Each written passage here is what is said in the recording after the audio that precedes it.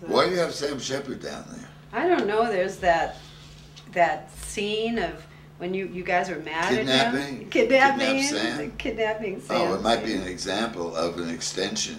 An extension of theater into life, kind of. But there's also the thing with Menino when I held the whole room captive. Remember? No, don't remember.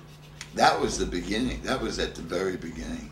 Where I locked the doors to the room and set up an improvisation as part of a class that Tony was running, and we were doing demonstrations, and we were doing these improvs and trying to make them real.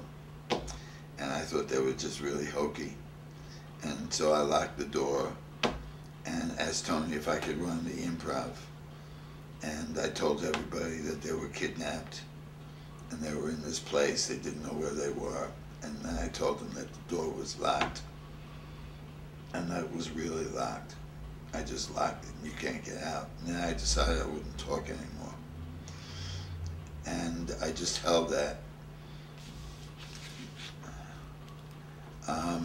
And then the tension grew and people wanted to go home and I wouldn't let them go home. And then I started to get threats and everything.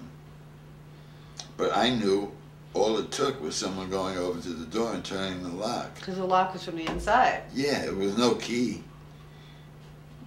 And that was during Vietnam. So that got me really angry because I was tired of like people not taking appropriate action.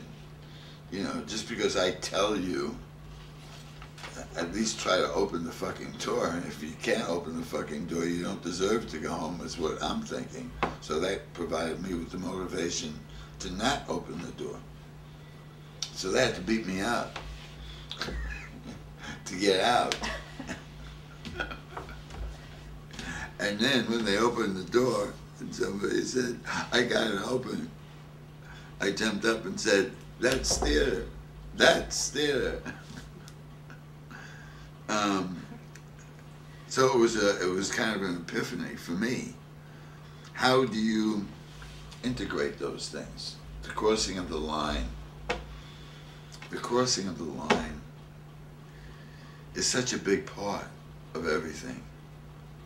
Because really, even though it's done on a more subtle level, the piece crosses the line just in terms of the engagement, aside from the obvious part where Angie goes into the audience, but it crosses the line in terms of its relationship with the audience. It's very personal and very direct, I feel.